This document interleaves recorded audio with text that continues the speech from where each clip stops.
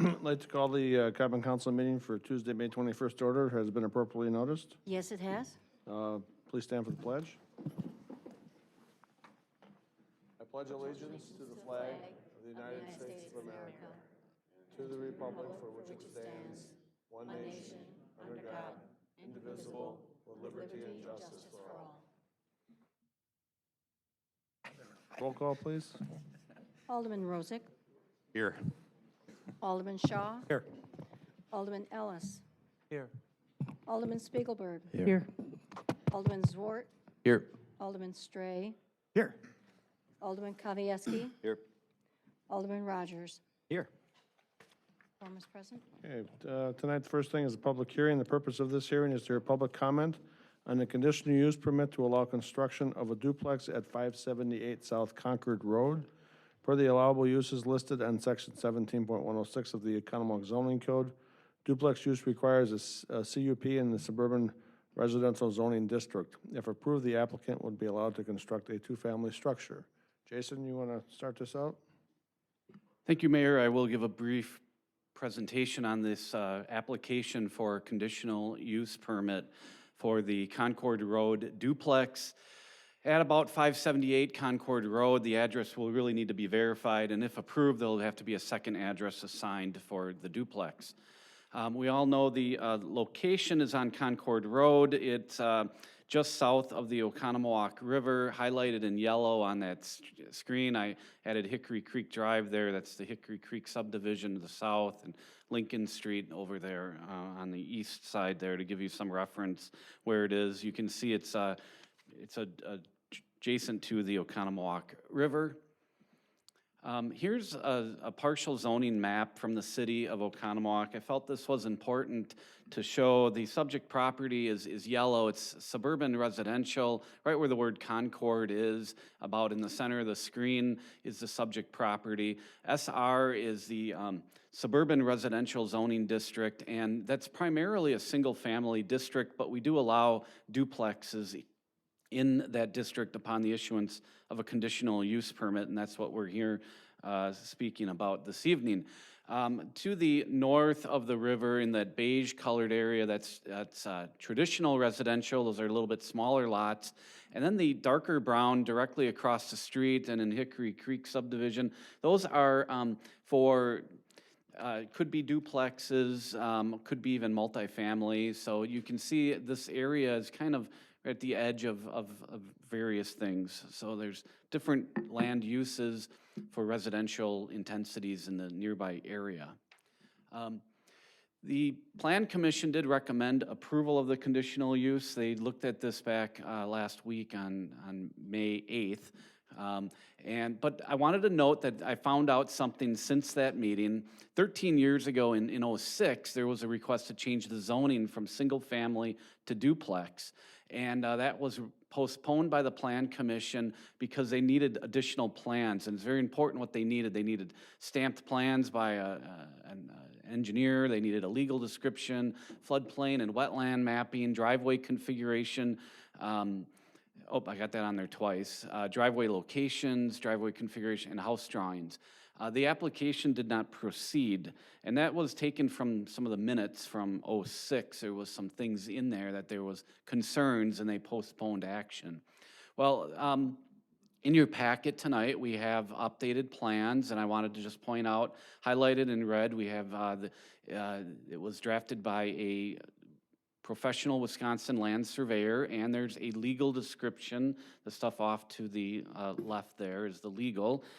This map was dated April of 2019, so it's fairly recent.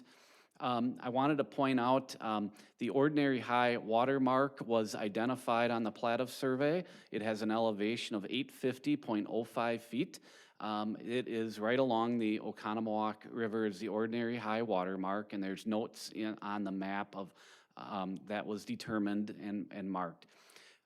With that ordinary high water mark, we have a 75-foot setback, so you can see there's a 75-foot a line coming down that measures this area. There's also a front yard setback in this zoning district of 25 feet. That's shown. There's a dashed line way on the west side here, that's an easement, so they can't build in that, so that limits the restriction area. So basically, when all's said and done, you have the red area is their building footprint area of where they can put this. They also showed a map of the 100-year floodplain. Their elevation is 851.75, and that's per the FEMA profile maps. So the floodplain is shown in blue. I'm the one that colored that in for you. It was shown on the plat of survey.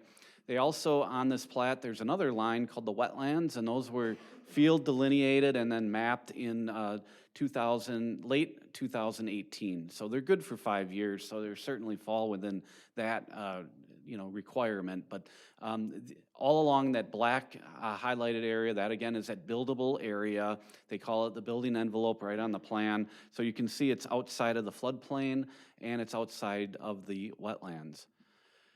So when you take that buildable area, this is their site plan that was submitted by their firm that they hired to put the duplex in. We did not have a map showing the location.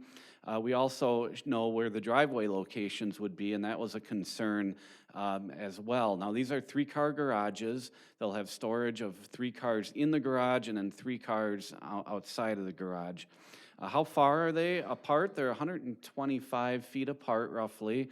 And there is a curve on the road where the river comes through, and there's about 250 feet from there. So there was some concerns way back in '06 with the backing out onto the road and visibility and stuff, because we just didn't know a lot at that time. But now in this application, we feel there's a very thorough job of showing where that is. They did show some building elevations. These were missing back years ago of what this building would look like. The top would be the front facing Concord Road. The lower elevation is the rear facing the river. So you can see there's 2 sets of garage doors and then two units, 2 separate doorways, etc. They did submit elevations for the entire floor plans for both units. This is only Unit 1. The unit on top here, that's the first floor plan, and then the lower area is the second story area. There is no basement due to the proximity to the water. There'll be no basements for this. I did want to point out a couple things. There is 2 access points for each unit. Those are shown in blue. You have the front door over here, and then you have, this is a slider that goes out to a deck, and then there's also an access through the garage if you want to count that as well. Then you have to go out the garage door. Also shown in green is the kitchen. We want to make sure there's 2 kitchens, so they've got 2 different, this is only 1 unit, the second unit's in your packet, but they're showing, they're basically mirror each other, so this is a little bit bigger font, so it's easier to read, but there's 2 kitchens and 2 external doorways for each unit. The Plan Commission did recommend this. They recommended approval for this conditional use for Concord Road with 28 conditions as drafted by staff. Now, conditional use permits have changed. We know that. We've been doing this for a while now, 6 months to a year or so. There's supposed to be these measurable standards. We're going through a text amendment change right now as we speak about these duplexes, and these are what we're putting in there for what is measurable. Well, they'll need 2 addresses. That's to be determined by the police. They'll have to assign it if it's approved. A minimum of 2 parking stalls per unit. Pay 2 garbage fees at all times, 2 separate kitchens, 2 access doors to the exterior per unit, 2 impact fees would have to be paid for any new construction, 2 water laterals, 2 sewer, and 2 electric meters. The Common Council, you act, and the attorney Riffle can help you, but you must determine that the applicant has shown substantial evidence that the use conforms to all of these applicable zoning requirements. And I think in the presentation that I've given, pretty much all of these has been shown. I did not show the utility plans. I guess I overlooked that, but they are putting in the 2 laterals for the utilities. So I'll be available to answer any questions by the Common Council. I'll leave this slide up on the screen for any public comments. Thank you. Thank you.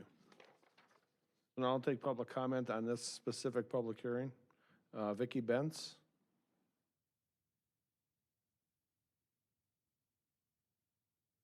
And I live at 526 South Concord, which is the property just prior to going over the bridge.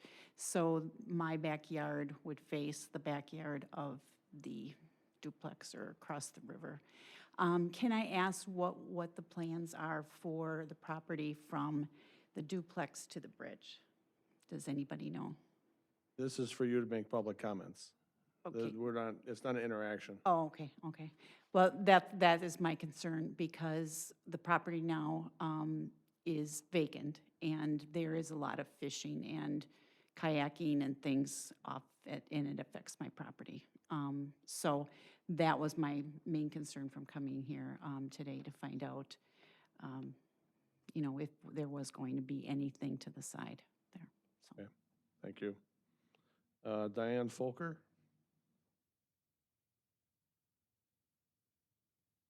I have the place, my property is right across the street. And I was just, I know it's not, it's my first time here. Sure. So I didn't know I couldn't ask questions. But my comment is that when the expressway has an accident, they reroute all the traffic down Concord. So you have semis coming down. Now, we have all that construction there and it's only a small 2-lane road. How is that going to be accommodated so the rest of us can get out in and out of our driveways? So that was my only comment, was how are they going to deal with the traffic, and how long this construction would last. I mean, all the dust and soot, this is gonna kind of mess with the people that are living on Concord. Okay, That's all I want to say. thank you. Any other public comment on this specific matter? Do you have something for this one? You know, just bring your card up.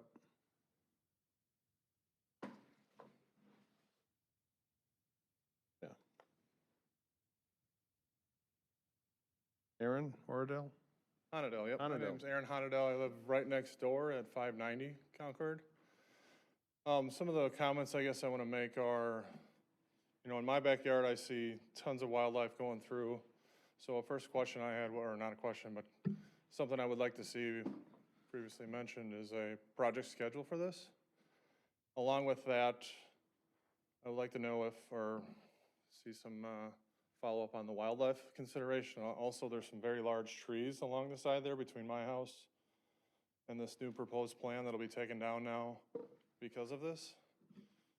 And the third topic I want to point out is we're putting a $1.5 million unit in an area that's averaging $200,000 to $300,000. So I feel like this is going to be kind of a sore thumb in the area, honestly. I could see something scaled down, a little more gap between mine and this place, and more fit to the neighborhood, possibly. I have similar concerns about the multitude of school bus parking. I see trash trucks, many other cars and vehicles down parking in that field, going to kayak and fish down there. I'd much rather see some sort of recreational thing than this, honestly. Backing out of my driveway is already very painful, especially at 7 in the morning or at 5 o'clock at night. And I've been down in that area coming out of the hillside. It slopes down quite a bit after my house. And as you're backing out, you'll be backing out into a blind hill on that first driveway. These are some of my concerns, just I would like to voice them out for now. I would like to see a project schedule on this to know how my personal space next door is going to be impacted and how long that will last if something like this moves forward. Okay, thank you.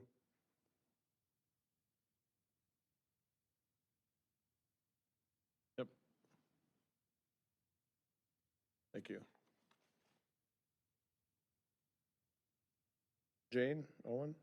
Good evening, ladies and gentlemen. Yes, my name is Jane Owen. I'm representing my father's property at 520 Concord Road, so 2 houses down the hill and around the curve from that. He's owned that since 1962. I did a little research. In July of 2009, Mr. Gallo emailed the city administrator proposing that that parcel be considered for a canoe launch and/or a couple parking spaces, and there was no further discussion or action taken. I would like to see that brought back. In terms of the wildlife, since the entire Rodeo Farm across the street from that is now Hickory Creek subdivision, so on and so forth, we have groundhog, mink, raccoon, deer, rabbits, turtles, and many other wildlife running through the neighborhood. Most of that neighborhood where I was born and raised is single-story homes, most of them single-story, single-family. It's my understanding that this parcel would develop not only into a duplex, but a condo, and it would become quasi a buyer beware of how that parcel came to be, which originally was not politically drain the swamp about 100 to 110 years ago by the Carnation Milk Company when they filled in that entire block with ash from Carnation Milk. Then it was later filled in with fill from digging up Highway 16. So to my knowledge, it has never been solid, stable land. It has not been soil tested. I think there's a lot of criteria that have to be met before you even consider allowing this permit, much less approving it. That also is part of the primary environmental corridor for the city. And the 2030 comprehensive plan would recommend low-impact development for conservation and protect water quality. And I don't think that's been addressed at all. Since it is entirely green space at this time, of course, you're going to have a lot of concrete. You're going to have a lot of drainage. The river is not at the high point yet. Last year, the river came up to, if we could see a satellite view with Google Earth on that, the back of the shed on my father's property. And it was up over the little cement, I'm going to call it a step, at the bottom of Mrs. Vicky Bentz's property. And on this date, this year, the water is higher than it was last year.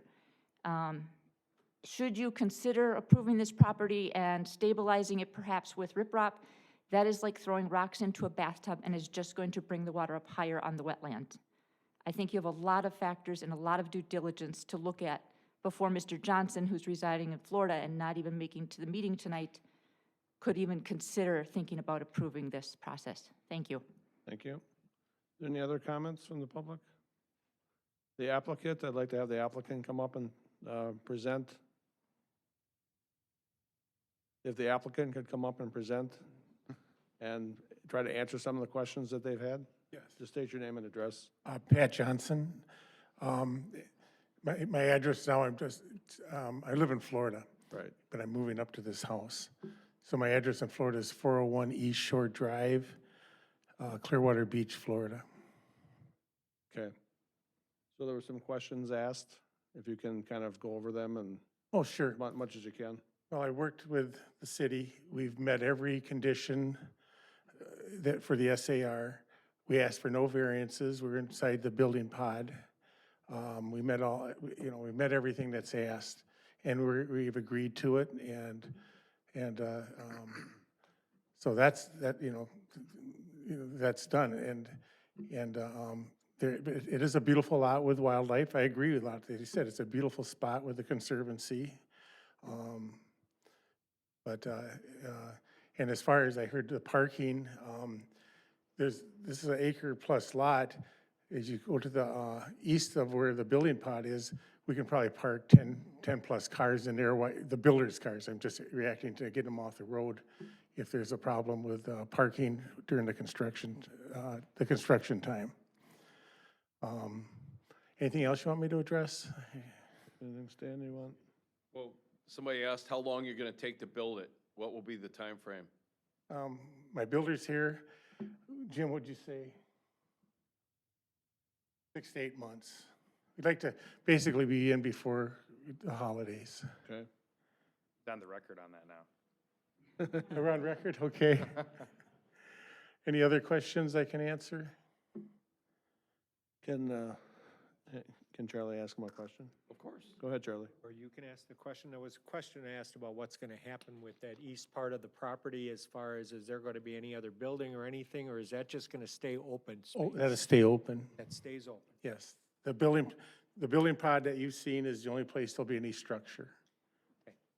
Is that gonna be lawn then? Are you gonna make a grass to the east? Oh, all grass, Yeah, yes. okay. Natural, And tree, I suppose you plant some trees and whatever? right. Okay, go ahead, Matt. Yeah, I had a question that somebody asked. I would assume that there's gonna be typical construction management with the river, that you're gonna put up some type of fencing, silt fencing that is typically required? Okay. And as far as somebody asked about the high watermark issues, or that it's not at the high, that's taken into consideration with regard to, I believe, our high watermark, Jason, correct? And then they have to be 75 feet away from what has been the historic high watermark, isn't that correct for the setback? And that to be right. Okay. Jason can answer that. He has some more, yeah.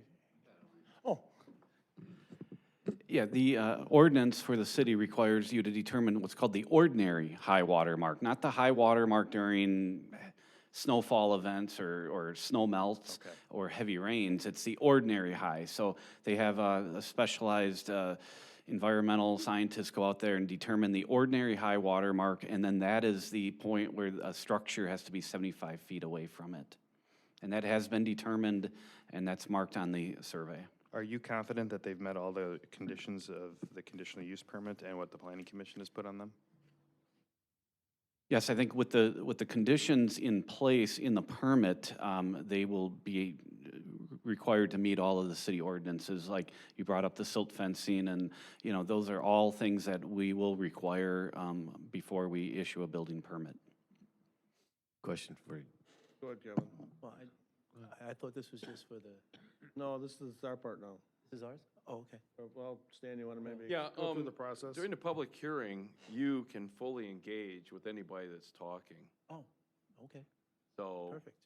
All right, thank you. Well, that's different than what I thought.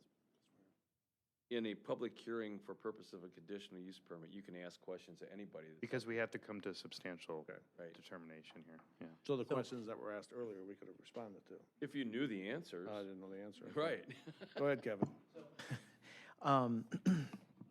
My question, I think Jane had mentioned or shown concern about was the no soil tested. Has there been any soil testing at all? Not to my knowledge, no. That's not, the issue before you tonight is a land use, and are you going to allow a duplex at this property?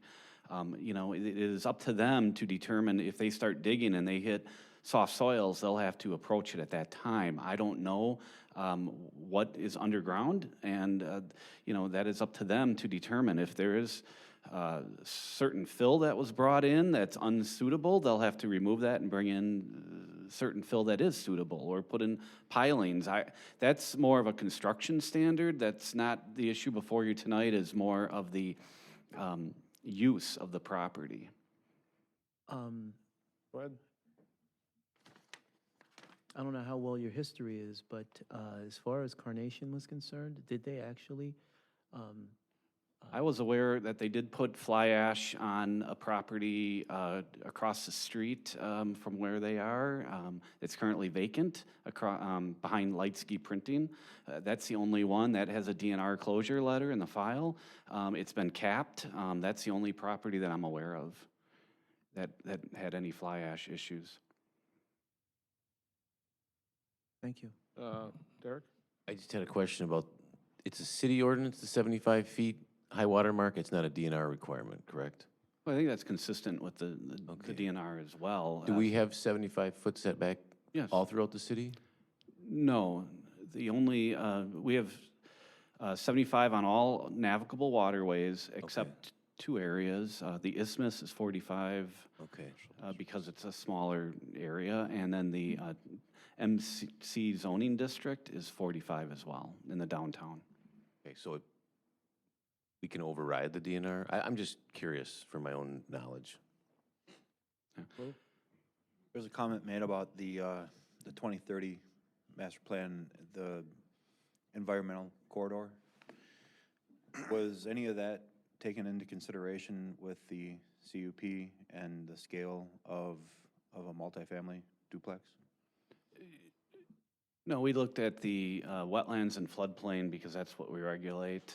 Environmental corridor, it could mean a variety of things. I mean, if you have steep slopes, it's an environmental corridor. So we don't restrict development. This is maybe we would if they were creating a new lot, but this is a legal lot of record, and as long as it conforms with wetlands and floodplains, You know, I think it's hard to stop something from happening here. What we're talking about tonight is you could stop a duplex. If they came in tomorrow for a single-family building permit, we would issue it over the counter. They're asking to go from one, which is permitted by right, to a two-family, and that needs the special approval by this body. So But under Act 67, if they meet all the criteria and they show substantial evidence that they meet all the criteria in your code, they are allowed to get their permit. correct. So what I'm trying to understand is that because it is a duplex and because it's not a single family, because of the scale, then would that have any negative impact on on what we've considered an environmental corridor? No, I don't believe it would. They could build this size house as a single family and we'd still issue the permit. I don't think the size of the house makes a difference, as long as they're outside of the wetlands and floodplain and the 75-foot from the ordinary high water mark. And it is zoned for this type of building. Yes. Kevin? As far as the issue of the floodplains, and I've only been here 15 years, and I don't ever remember there being any substantial floods, but in past, in the history, has that water approached the street at any one point? Oh, I'm not aware of it ever approaching the street at all. Maybe Chief would know, I don't know, it's a, No. would, Well, you would know, Tom. Have you ever seen it? Tom? Yeah, back 110 years ago when I put the silk in there from Carnation.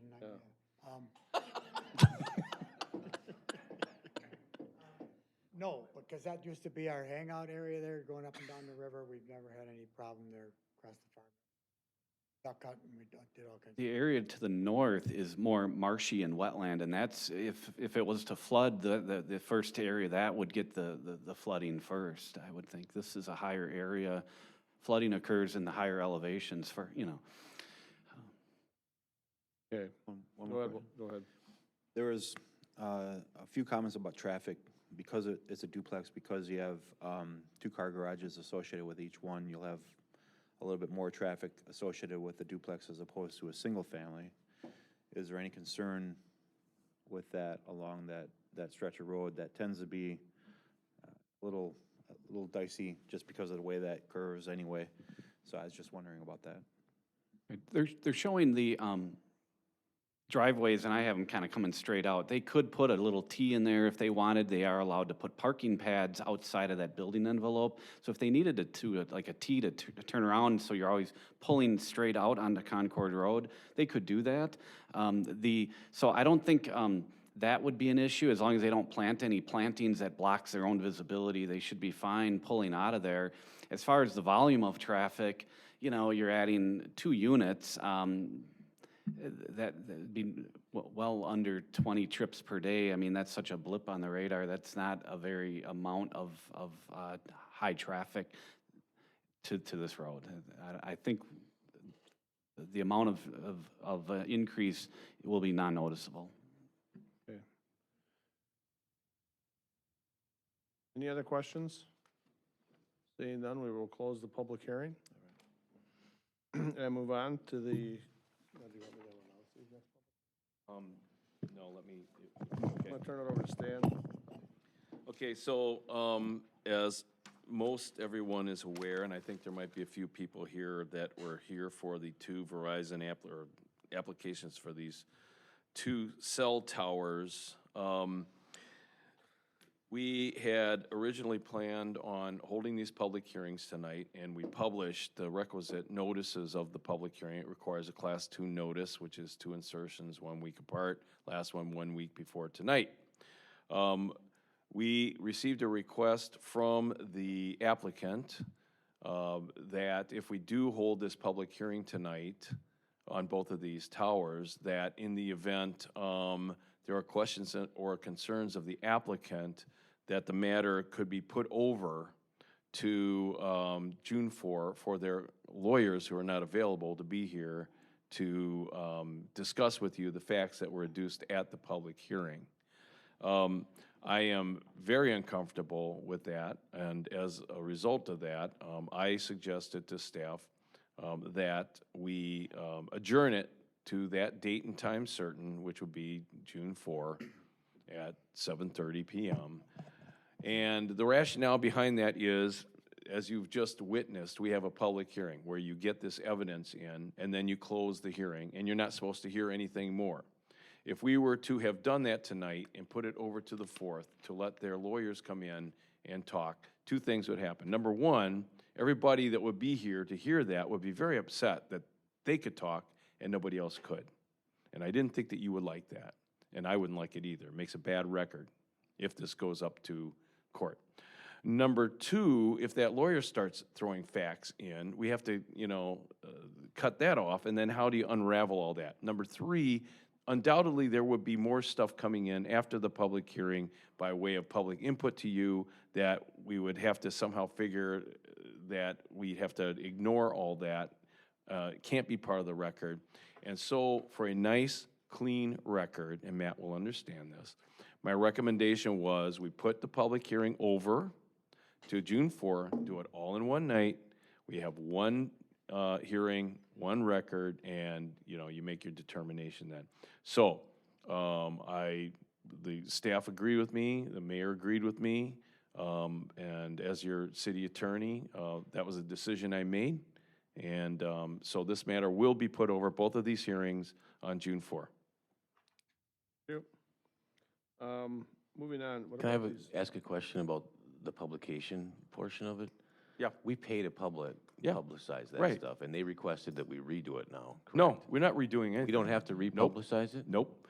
And anybody that wanted to be here tonight, when we announce it here, that it's going to be to a date and time certain, we've met our notice requirements. Okay. And they paid for that too, by the way, in their application fee. What about these two? We will take no public input tonight because it will taint the record. And to everybody's understanding, what we're trying to do is to make sure we don't create any issues if somehow one side or the other starts a lawsuit where it could be claimed that there is a technical defect in the process. In other words, you want to have one public hearing, one set of facts, all come out during the public hearing, and then you have everything right then and there for the Common Council to do their job, make their determination as to whether or not conditional use permit must or should be issued. And so it's in everybody's best interests that we do this way. Okay, thank you. Got another one? However, that does not preclude people from still getting up in the citizen comment section No, and that's what we commenting just- on anything. That's why I Okay, just that's asked why them we're, that. okay. That's why I asked them that. Okay. Right. Because I wanted to make sure, because I had the two comment cards, but those will have to be held.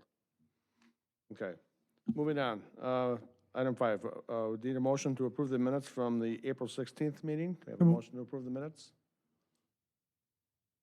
Is that a motion? Yeah. Okay. All of us. Moved and seconded. Any comments? Seeing none, all in favor signify by saying aye. Aye. Opposed? Minutes passed. Comments and suggestions from citizens. Anybody that has a comment or suggestion on any subject besides what we just talked about is welcome to come up. Seeing none, we will move on. Next item is the consent agenda. Need a motion to approve the consent agenda. I'll make a motion to approve the consent agenda. Second.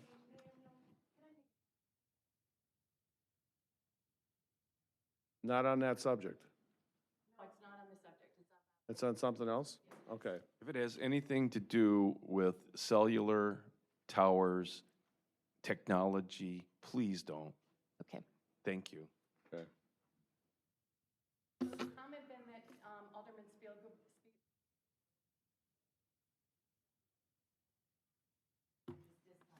No, that's not what we said.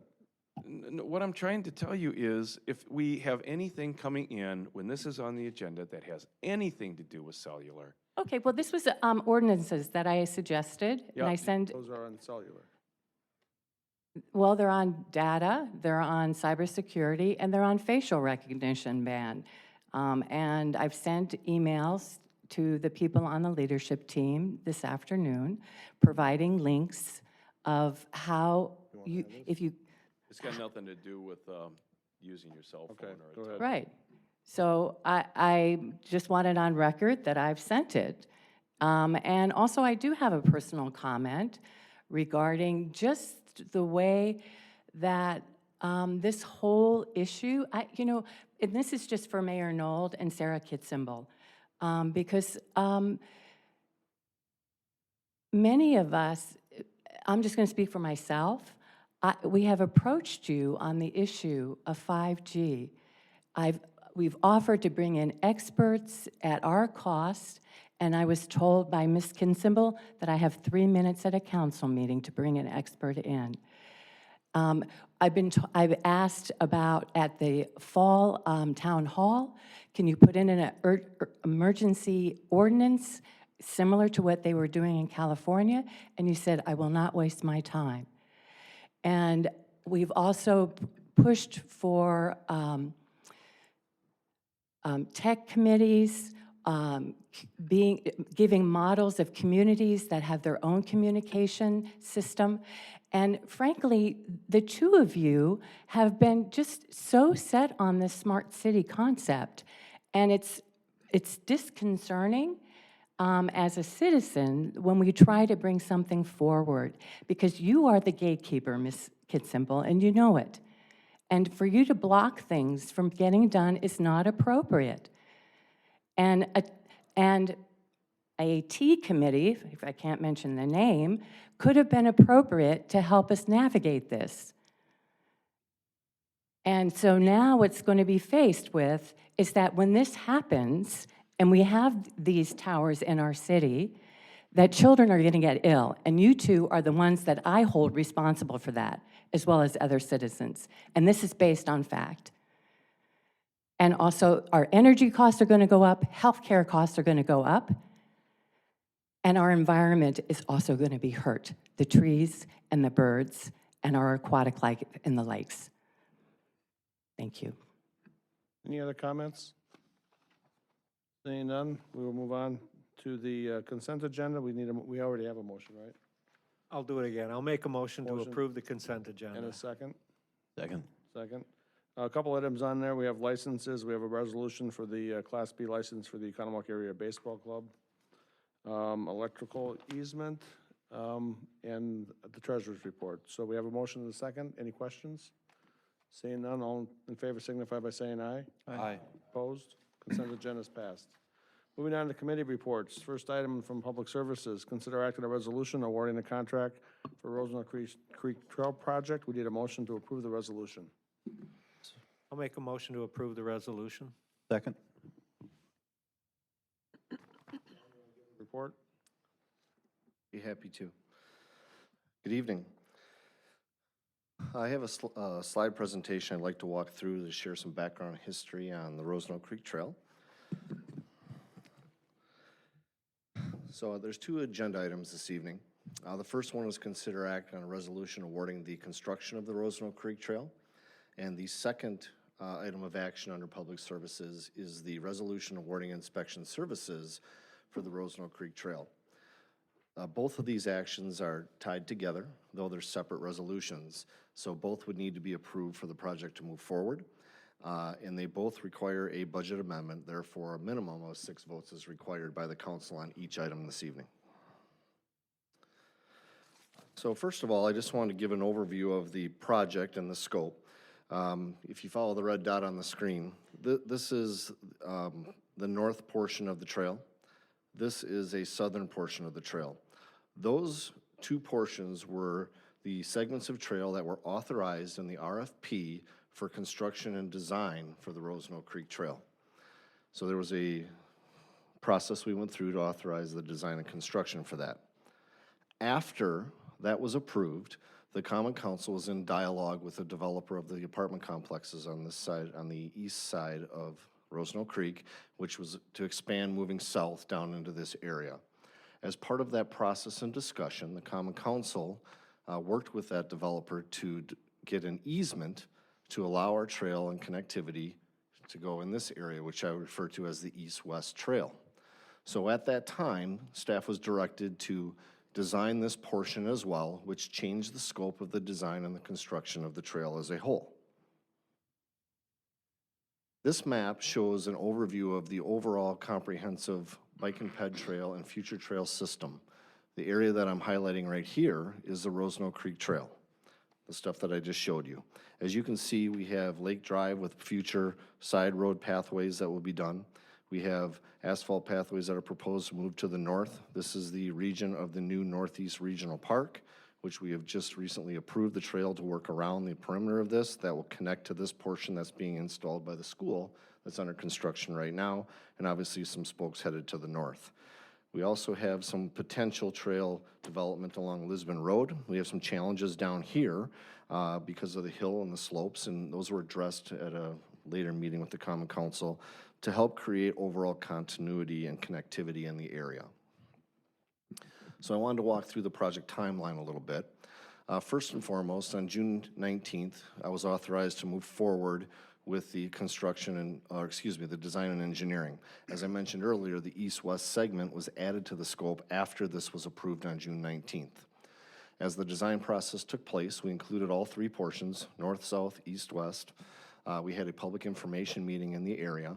We wanted to get feedback and input from the residents, specifically the residents that are residing in the area. There's two cul-de-sacs, one here and one here, where these trail connection pieces would be wrapping around their properties.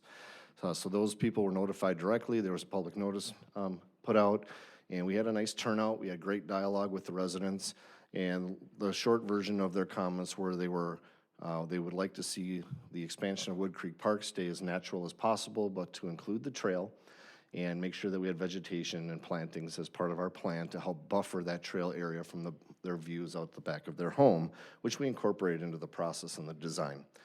Ultimately, the design went out for construction and came back to the Common Council on the 18th of December in 2018. There was a bid for $529,000. We asked for site amenities to be direct purchased at $39,000. The funding was through the Park Impact Fee Fund.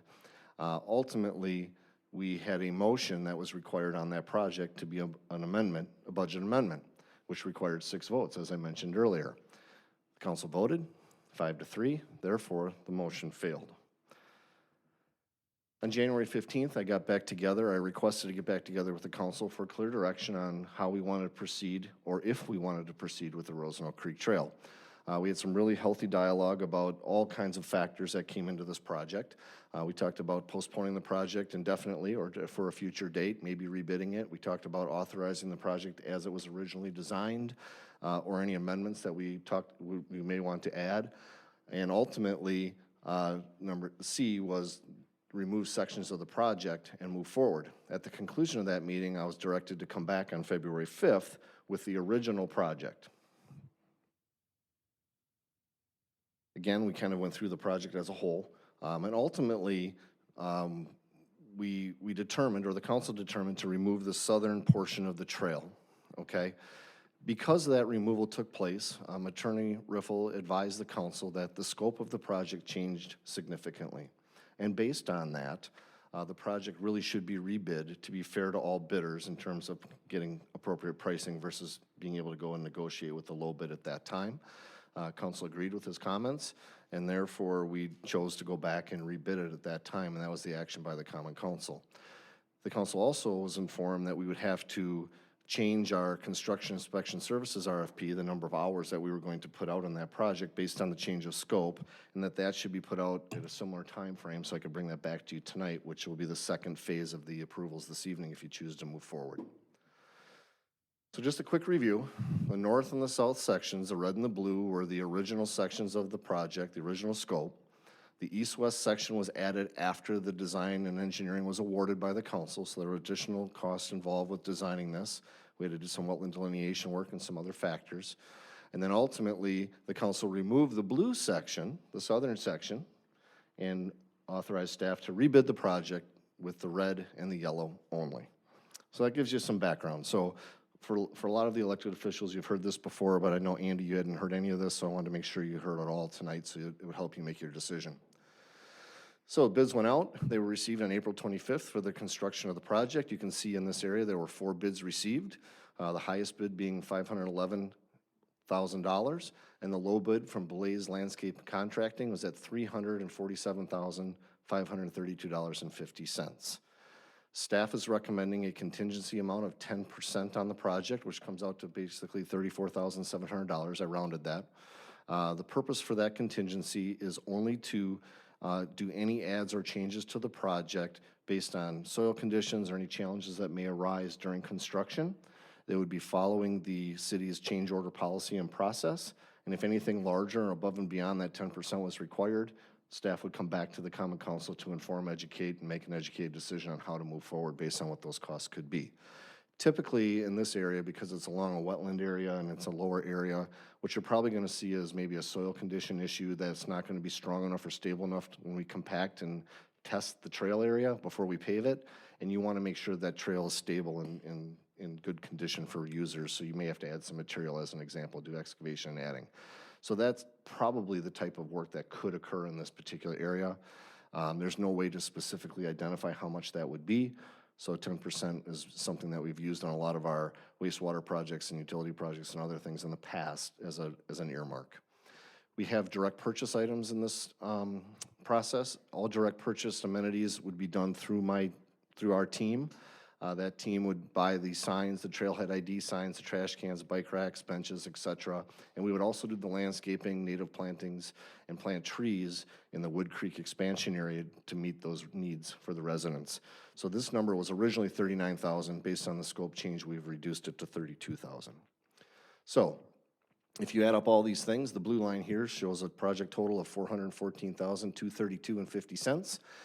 This next line item is the Park Impact Fee Fund. We have budgeted $300,000 specifically for the Rosenau Creek Trail.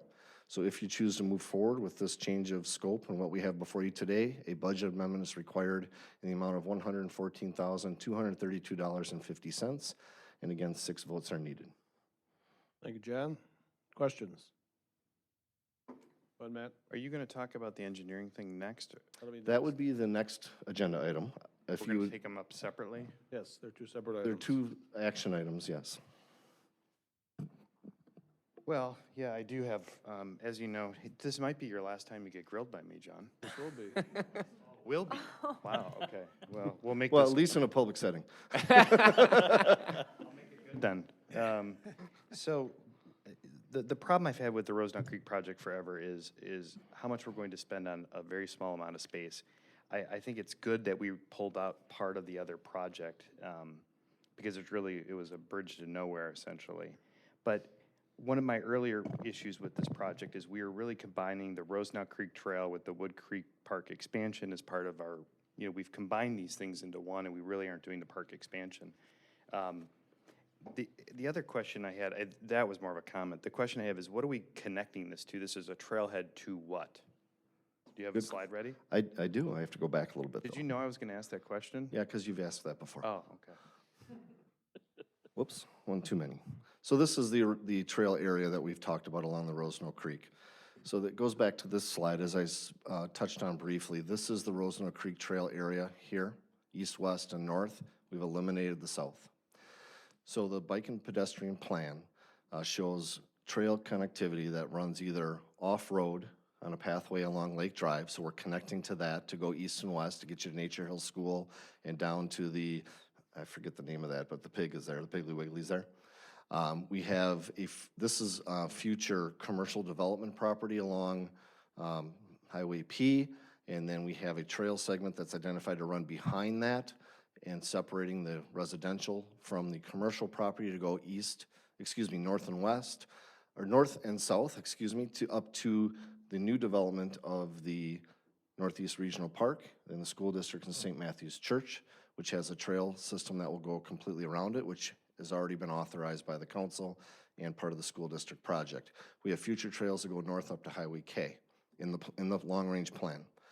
We have Lake Drive, east-west. We have Lisbon Road, which is east-west, and then there's potential to doing something north and south here as well. There's some steps that need to take place. So the goal is to have continuity and connectivity in the area. And as you can tell, even by the bidding last time and this time, to build trails is not a cheap initiative. So typically when you acquire property or it's dedicated to you, in this case, it was dedicated, you start implementing the segments of the trail to help our residents eventually have a comprehensive trail system to use. So those are the connectivity pieces. So the connectivity piece that worries me the most is this little area behind the new commercial space off of Lake Drive. Yeah, this Right purple there? dotted area. Yep. Is it deeded to us? Is it promised to us? You know, because my concern is we build this path for, you know, with engineering services for about $450,000. And Yep. it ultimately doesn't go anywhere except to Lake Drive potentially. Yep. And it doesn't go up to the park and it doesn't really get used. Well, as of right now, it won't. That's accurate. This is future implementation. So we have an opportunity when we do development. There are guidelines that Waukesha County has authorized and approved for the number of access points on Highway P. It's anticipated, I think it's strongly anticipated, that they're not going to have access to these commercial businesses, so therefore there's going to be some type of frontage road that's going to run on this backside. Jason can probably help with the long-range planning, but in essence, that's what could occur. There's a fence line that runs behind this single-family homes right now, and there's a berm there. So this path would be on the east side of the berm, and we would work with the developers of this, as we've done in other sections of the city, to implement the frontage road and then put a 8-foot wide bike and pedestrian path when that project occurs to run this length, and typically it's paid by the developer. So that's how I envision that piece moving forward in the future. When this occurs, Matt, I can't project. I just don't know. Right. So we have a gap in here right now, if you're thinking about this connectivity here, because this pathway is in up to this point right here. Right, there's sidewalk on the one side and then the path, like the riding path on You the got other it. side, the Yep. asphalt. Yep. So we have to add that connection piece that'll get us to this Northeast Regional Park and the school that I'm anticipating the residents that live in these areas, if they're not in the busing area, they need pedestrian access to those facilities. So it helps meet school district initiatives as well as overall bike and ped plan. A little bit back on the timeline on this. Okay. Do we hire engineering services before we took out, or before we added that other piece in? Is that what I understand? I'll get to the map. Yeah. So The east-west, yeah. That's So what the I- north and south segments, just ignore the yellow right now. The red and the blue segments were what the design and engineering for, and Rupert Milky was selected by the council based on our process to design that. That's what they were hired to do.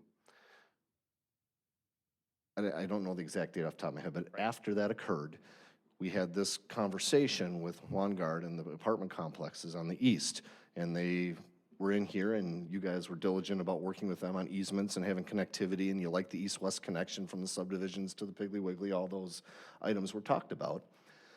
At that time, we were told that we need to look at this segment and add it into the overall Rosenau Creek Trail.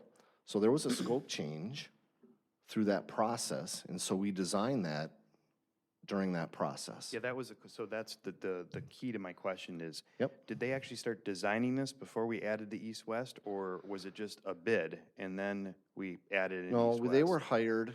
I understand and what they were hired for, approved. but they start Yep. working on the design. They didn't start on the east-west until their direction was handled by the council. And Did I they don't start remember working how on the close rest? those dates were. Okay. It wasn't a huge gap. We didn't have the north and south designed, and then we added the east-west last second. Okay, that They- was kind They of- ultimately did it collaboratively. Do you know how much that, well, I'll I save the ca- question for the last one. Yeah, I'll save that question. I I'm gonna will, still I will want be it. able to provide you with the breakdown of what the north and the south was, what the additional east was, east-west was, and all the components that went with that, wetland delineations, permitting, et cetera. But I didn't bring that stuff with me tonight, and it's not broke down in my Yep. file that way. Thank you, John. Any other comments? Go ahead, Kevin. In the past, when we've awarded projects, and other councils have done the same, and been accepted, once it has been accepted, whatever that firm is, we never hear about it again until years later. At which point in time, when we look at the final numbers, we find out that what we actually awarded and what was actually paid out was drastically different. I'd like to make an amendment to, if we do accept this, this company as the one that's going to be receiving the bid here, that we cap that anything over 10% should be brought back in front of us for the sole purpose of understanding why we have to spend more than originally quoted. I've got a duty to my constituents to make sure that every dollar that we spend is spent wisely. And I think that's something that we need to start doing so that we don't have any problems going forward. So I just wanted to go ahead and mention that. Well, I think that's kind of where the contingency comes in, that's 10%. Oh, no, no, no, I'm referring to an additional 10%. That means that if somebody were to go ahead and say, oh, we just found a branch, and that's gonna be another $40,000, That's what I wanna make sure. That's what that 10%'s for. It's already built in. That's what John added. Go ahead. I think to help clarify this for you, Alderman Ellis, the 10% that you're seeing up here is a staff recommendation, so we can deal with any change orders that may take place during the construction of the project. We have unit price bids for all materials and services that are going to take place. So an example of a change order would be, as I mentioned earlier, we'd have to maybe undercut an area that's soft to make sure we have enough materials in there to provide support for that path. The change order will document the amount of material that's required for that, and it'll be identified through the ticketing process on how much material was added, and we will only pay the unit price cost for that based on the original bid. With that being said, if we came across something larger than the 10%, as I mentioned earlier, that would be a significant problem, and that would be, in my opinion, then I would need to come back, or someone would come back to the selected body to say, here's where we're at. And I think that's what you're really asking for, is clarity and accountability for what's happening on the project. Well, I am asking for that, but I'm also stating that, and maybe you can help me here, because Okay. Here's my question. So let's assume that Blaze does get this, okay? Okay. That means that we're not going to cut them any more of a check than $347,532.50, period. Well, if you don't authorize the contingency, But I'd like to authorize that so that we know this contingency here doesn't necessarily mean we're going to spend that. That's going to be in some bank stating if this stuff happens. But I'm stating that what happens a lot of time that I see, anyway, that I've seen, is the fact that we'll go ahead and we'll accept this at $347,532.50, and then it'll come back and we would have spent $500,000. And I have a problem with that. I've got such a problem with that. So all I'm trying to do here is I'm trying to make sure that we don't go above and beyond, in this case, $414,232.50. If it comes in any more than that, I want to make sure that it comes back in front of us with the answer to the question, why? Can I take a stab at this? please do. Okay, so the way that public construction works is, and the contract's that thick, and so what you have here is, if you have that contingency in here, you would be authorizing staff on the basis of the construction management recommendation.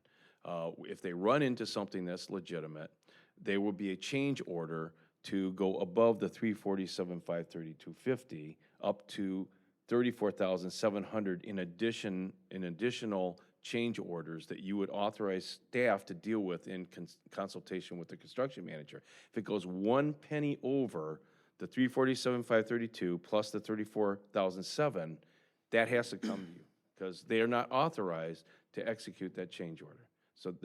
So what you would be approving here would be to award the contract for $347,532.50, give staff the authority so that every single change order doesn't have to come to you, to hopefully capture any change in the unknown circumstances out there, up to $34,700. If it goes 1 penny over that, it comes to you. That's the way it works. And that's, If you're not comfortable with the 10%, don't give them that authority. and that's what's included in the proposal. Any other, go ahead, Karen.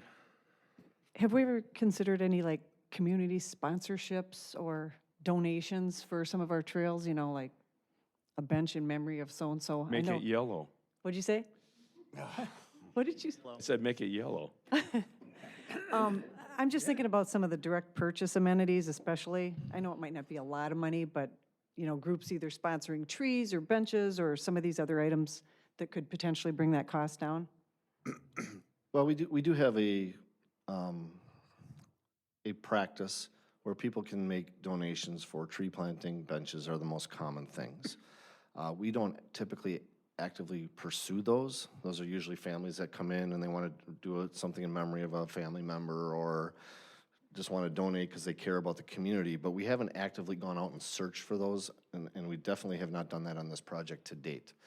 That doesn't mean it's not an option. But it's a difficult thing to do. I mean, I don't think it would be wise to have staff going door to door asking for donations for benches on this project. But we may be able to find an organization, a Rotary or a Kiwanis or someone else that might be willing if I shared the information with them.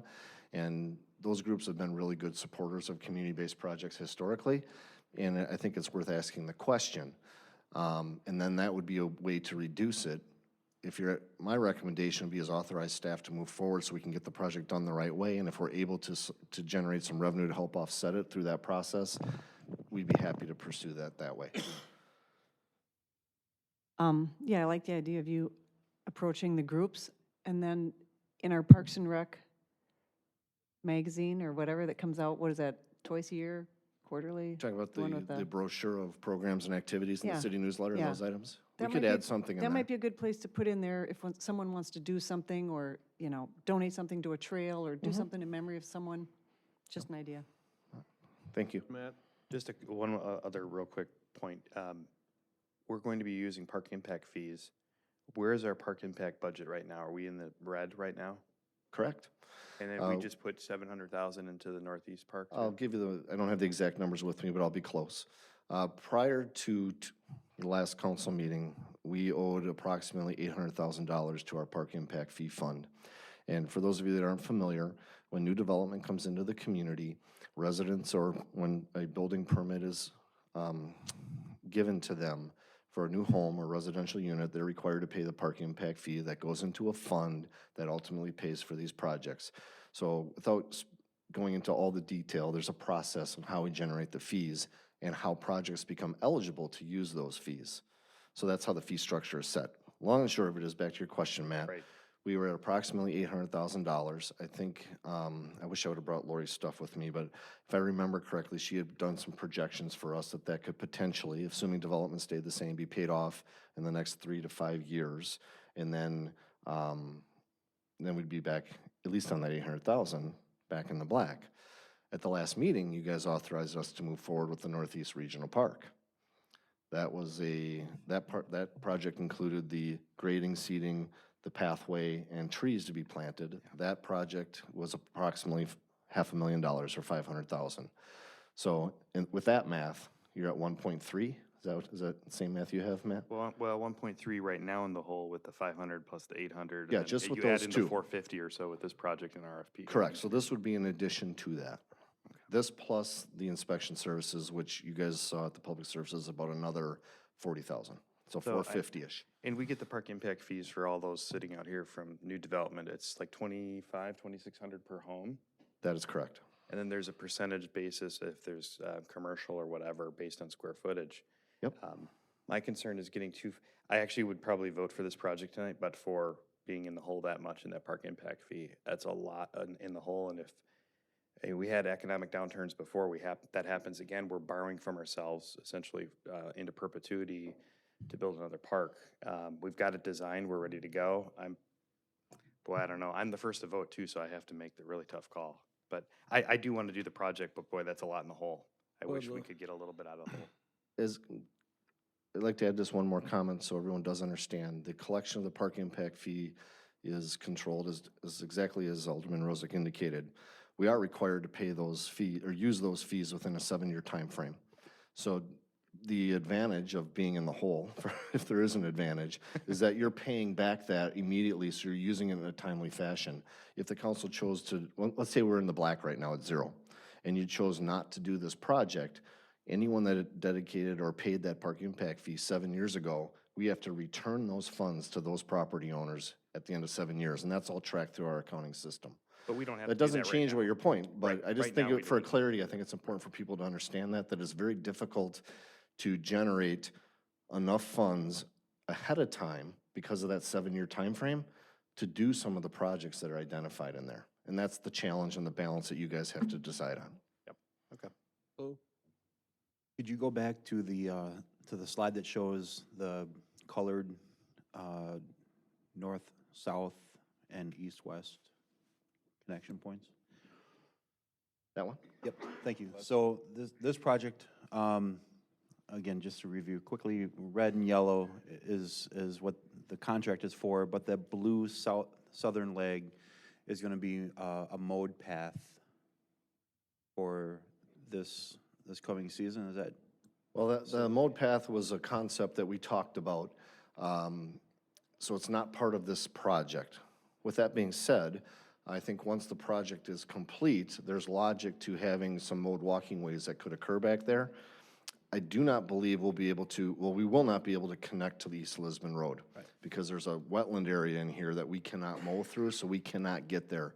So if you want to move forward with the mowing, which can be done, we can keep ourselves in the driest areas outside the wetlands, work our way down, and it's probably gonna come to a dead end of some sort, because there's not a whole lot of width to loop. So we would have to sign that, just so people know, 700 feet of nature trail walking, dead end, you'll have to turn around and come back type of thing. But it's doable. These types of projects go to enhance quality of life. And as a community, we invest in that prior to a lot of the development in that area. We have done that, we have chosen that as council, we have done that as a city in this northeast corridor, and we have seen a fair amount, I would say is modest, of growth in that northeast corridor. This is going to continue to support that in the pedestrian connectivity, which is identified in our plan. The reason I mentioned that south connection, or that south path is if we don't do the north and the east-west, you're not going to get that southern mode path, that natural walking trail that I think last we talked about as a group would be really kind of a nice area. A lot of wildlife in there with that potentially mode path. It'd be tranquil, quality of life. I'm for this. I appreciate all the time that everybody on the council and staff has put together in this, and I just wanted to make those comments because it is a 6-2 vote that's required to think about what this project means. It's not just a spend in the hole. It is an investment in the area. It's an investment in the area based on recommendations in the master planning associated with that area, and those fees come back, as you've stated, John. And I think we all agree too that these projects don't get any cheaper. So and that's not always the best reason to do a project, but in this particular case, that connectivity in this area will happen at some point, so the execution of that in a timely fashion, I think is a good move, and I hope this goes through. Any other comments? I just have one. Go Just ahead. a question. Do you know right now, currently on average, how many new homes or addresses are built per year? Not that you would, or is that something that can be found out of curiosity? 80. 86 last year. Thank you. Just a quick. Go ahead. I was opposed to doing the whole trail before, but I think this is a good compromise for the area, so I'm going to support it. Okay, Tom? Well, someone's got to be against it just for giggles, but you're going back 80, do the math, 80 houses times $2,500, that's not a lot. You're going to be talking hundreds of thousands of houses to pay this thing off. We need 700 Roughly. to pay off the total. You also have multifamily that pays the fee, that's not in that 80. Yeah, but the multifamily, we don't charge as much as the either because somebody screwed up. But anyway, the thing that really confuses me here is that fact that possible walkway or drive, between there, with the possible the retail businesses there. That's not set in stone.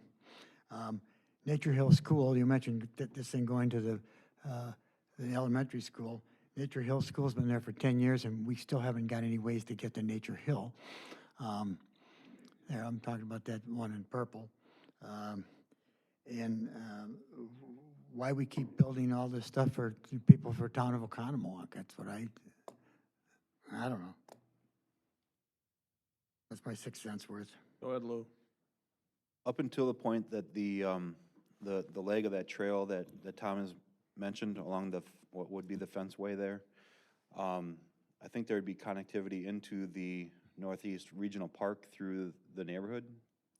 Once along Lake Drive there, you could pull south up to Lake Drive and then go into that neighborhood, cut up to the Northeast Regional Park, and the subdivision to the west of the trails that we're talking about right now, they could cut across that east-west connection into the apartment area and then go up, which would be a lot safer than forcing everybody up onto Lake Drive and then over.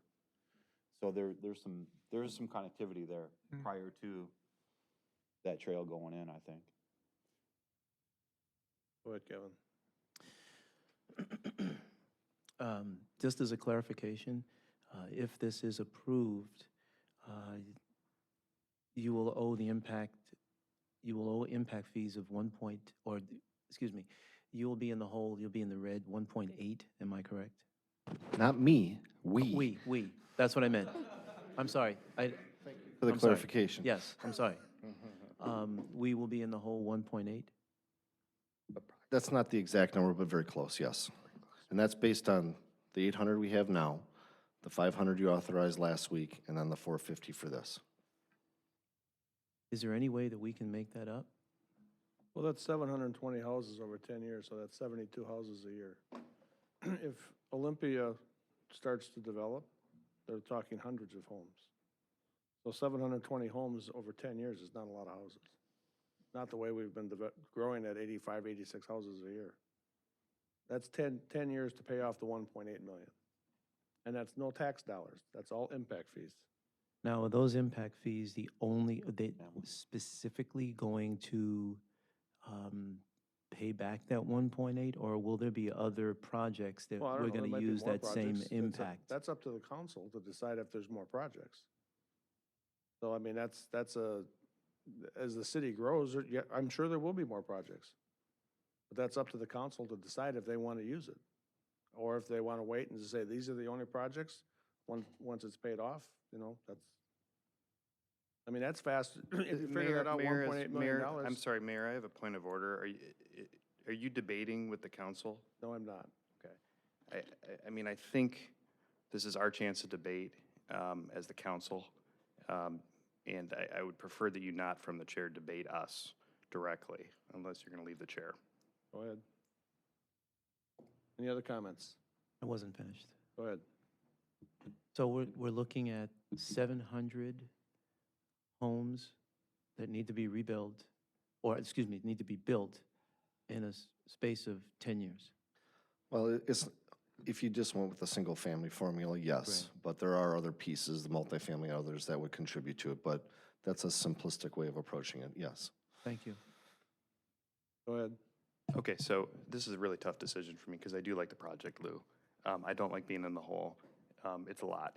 And if we go in the hole by 1.7, we do another project 3 years from now under the same concept. We're building great. And then we go in the hole again. So yeah, we make this up in 6, 7 years probably. I think the mayor's right. I think we probably build even more than that coming up. But it's tough. This is a tough decision, I think, because we're going in the hole a lot. And we just decided, we do have a park too we're trying to develop in the Northeast. And we're gonna have to put that, if we want to start doing more stuff out there, we want to build ballparks and all that, we've had estimates in the $600,000 to $700,000 range. So we're gonna do that in 2 or 3 years on top of all this, so we gotta prioritize. Go ahead. I agree. None of these decisions are necessarily slam dunk easy. But again, this one, the way I'm looking at it, we had looked at authorizing the $300,000 previously. So it's an overage of $114,000 that we're really looking to get that vote on at 6-2 to move this forward. And $114,000 in the grand scheme of what we're investing in that area, and I'm looking at it as an investment and not a spend without return, I think is more than justifiable and based on the impact to quality of life and the connectivity, which is what we are looking at doing. Again, justifies it. We've massaged this project, I think, a lot and appropriately, and I think we're going to end up with a good project if this moves forward. Any other comments? Seeing none, we have a motion and a second on the floor. Call the roll, please. Alderman Rozak. Aye. Alderman Shaw. Aye. Alderman Ellis. Aye. Alderman Spiegelberg. Aye. Alderman Zwart. Aye. Alderman Stray. Alderman Kavieski. Alderman Rogers. On the spot again. Aye. 7-1. 7-1. Okay, moving on, the next item, consider act on a resolution awarding inspection services contract for the Rosenau Creek Trail Project. We need a motion to approve the resolution. So moved. Do we have a second? Second. You want to present this, Sure. the way it was changed? Are we, For the next guy, you get a stool for him, and I'm gonna stay up here for an hour. So, Good, I'm John. sorry. John, This is my last chance. I gotta throw him out there. So, Hold on a second. Charlie has a question. yeah, what did we move? Did we move what was recommended from the committee or what's on the resolution? What recommended? is the motion? What was recommended from the committee? Correct. That's what, it came out of committee, that was the recommendation, so that's what's presented. So for clarity, the recommendation was for Clark Dietzen, not Ruckert and Milky, for an additional fee of $1,800. So when you see some of the numbers in my slide presentation, add 1,800 to it and you'll have the right number, okay? So, construction inspection services. Ruckert and Milky was hired to do the design for this trail project and then any changes that took place, and we've talked about all of those. One of their responsibilities in that process was to establish a list of hours for inspection services to allow city staff, myself, to do an RFP for construction inspection services. So we sent it out to 17 firms. The timeline on this got tightened up because we changed the scope of the project, and we received 2 proposals, one from Ruckert and Milky, one from Clark Dietzen. 4 of the 17 firms responded to me saying that they were interested in the project, but based on the timing of it, their staff was already tied up with other projects that they have contracts for. We used our hybrid QBS process to evaluate the proposals, which is 80% of the score is technical and 20% of the score is cost. The last statement on this slide is something I think everyone needs to understand, that both organizations meet the minimum qualifications for the project, so Clark Dietzen in the motion does meet those qualifications. There were several things listed in this, and I want to talk about this and make sure we're clear on it. Ruckert and Milky is required to do the first 3 bullet points as part of their original design and engineering process. So the numbers you see behind those first 3 bullet points are their estimated hours remaining to complete the project that they were originally hired for. So they have to do the award of notice based on the approval that just took place on the previous action. They're required to complete all the contract documents with signatures with the contractor and between the city. And they're also required to establish, coordinate, and run the pre-construction meeting here at the city, which would be a coordination explaining the overall scope of the project, meeting with the contractor, and if Clark Dietzen moves forward, they will be involved with that meeting as well to make sure that there's transition from the engineering and design to the inspection service firm so we can complete the project effectively. So we will be paying them those $3 amounts, and I should have put a subtotal there, but I apologize for that. The last bullet point is approximate number of hours that they anticipate could occur if we have a challenge on the project. And this kind of ties back to the contingency stuff, right? So if there's something that's out there that's not right, and they need to do clarification on the design and why it's set up this way versus maybe another concept to make sure it's constructed right, the inspection service firm is gonna have to reach back to them because they were the designers, and they have to be able to provide clarification, and they don't do that for free. They charge you the hourly rate. So they're anticipating for maximum of 14 hours on that, and that would be this amount of about $1,800. That hour amount and those dollar amounts will be managed by city staff and be managed as part of the weekly construction meetings for this project. So that's an anticipated number. You can give me direction on how you want to manage that, but I believe that's the best way to handle it moving forward. Tasks 2 through 5 in the RFP were broke down, and in your memo, you have all the details on these tasks. But task 1 is just overall construction management. Task 2 is the actual inspection services on site. Task 3 is any surveying that needs to take place, which it does need to lay the trail out. And the last thing is the final recorded drawings for our records. So you can see the number of hours that were identified by task for these services. There's 2 charts here. The top chart is the 2 firms, Ruckert Milke, Clark Dietzen. They have a technical score of 90.67 and 84.33. They have a cost score based on their figures. You see the totals, 115.67 and 107.13. So through the QBS process, they were the highest scoring firm. If you look at the lower chart, this is a breakdown of their cost proposals for the project. And as you can see, Ruckert Milke was the low bid. That's what staff recommended at the Public Services because we have a responsibility to recommend the low bid if they're qualified. Public Services discussed it, and they made motion to authorize Clark Dietzen at the amount of $40,610. So it's an extra $1,800 to move forward. So that was the motion that, I think you made that tonight, right, Lou? That was made with the group. So this slide really does not apply because it was back on the recommendation that staff would have had, so I'll leave these figures up and I'll turn it over to you, Mayor, for discussion. Right, and the recommendation, or the motion was for Clark Dietz at $40,610 plus whatever the additional was for the.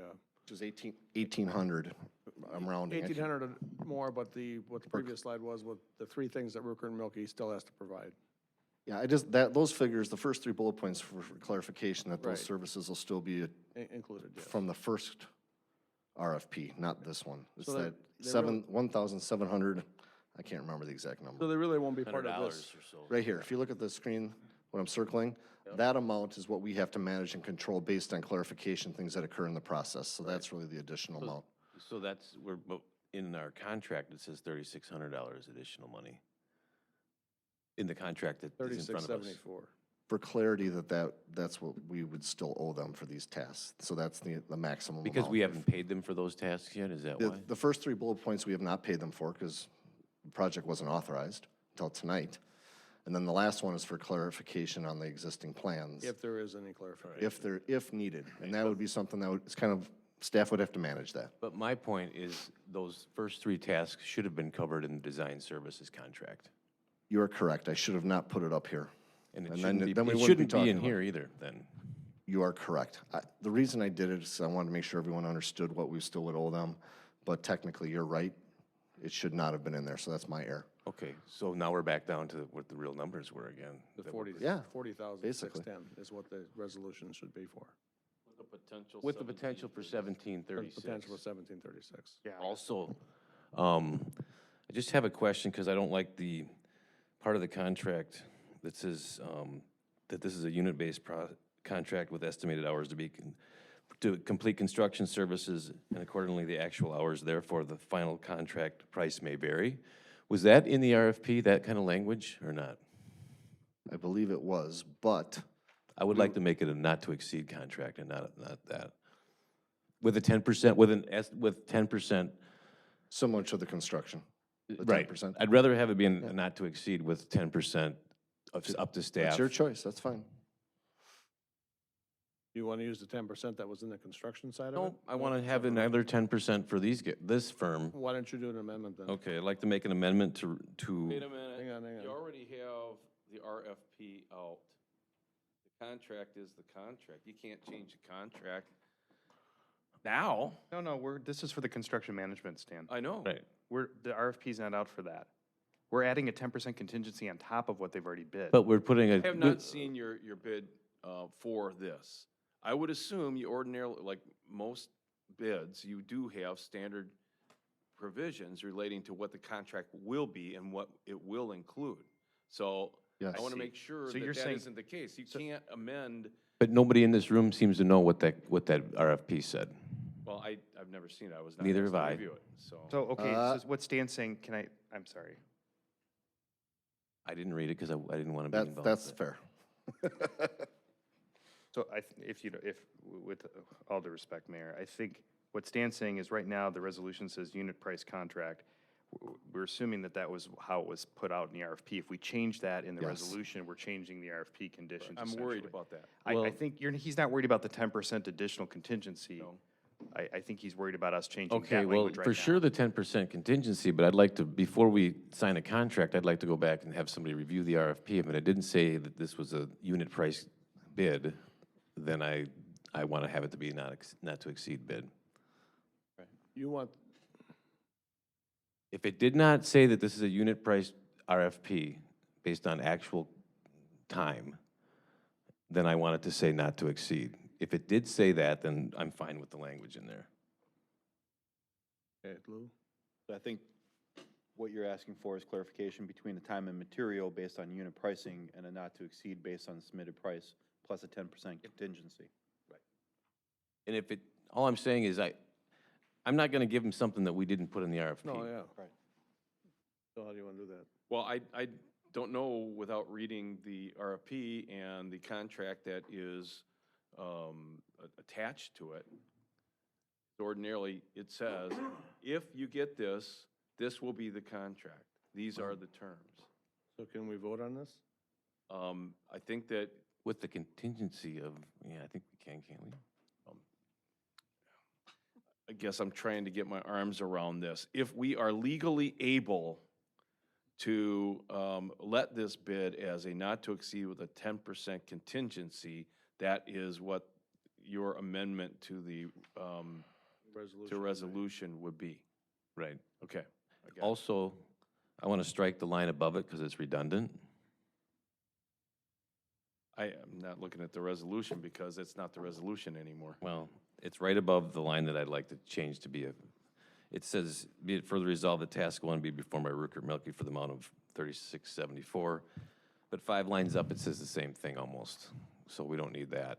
And I think we should change that to be the 17, whatever that number was that. Yeah, I'll go back to it. I'm going to let staff deal with the resolution. Yeah, it's right here. 1736 is what it should read, I believe. Yep. I'll let you guys deal with that. Just get me the contract. I'll take responsibility for having the error in the numbers and creating the confusion. I'm not- I just wanted to make sure that this common council, based on all the challenges that we're working through right now, understood what this project still entailed, and that's why it was drafted the way it was drafted. So we need an amendment to the resolution? Okay, you want to make the amendment to the resolution? Yes, I'd like to make the amendment to the resolution to change, would be the fourth whereas to read 1796 instead of 3674. In the paragraph where it says, now therefore it be hereby be resolved, we'll need to change the 37,310 to 4610. Strike out and reimbursable expenses not to exceed $1,500. Change the name to Clark Dietz. And then just before the end, before it says Clark Dietz, enter into, if possible, a not-to-exceed contract for said inspection services. Strike the next line because it's redundant, and then if we can do a not-to-exceed, we can just strike the be it further resolved second from the end. Second. Did you add the 10% contingency? Oh, also, if the inspection services goes above 10% of the contract price, it needs to come back to us for review. then it's not a not-to-exceed contract. That's why the 10% Let's just say contingency. not to exceed 10% then, if we want to do it that way. So, not to exceed go by the plus recording. 10% contingency. In the event something comes up where you've got construction costs for 10%, they're probably going to be out there 10% longer too.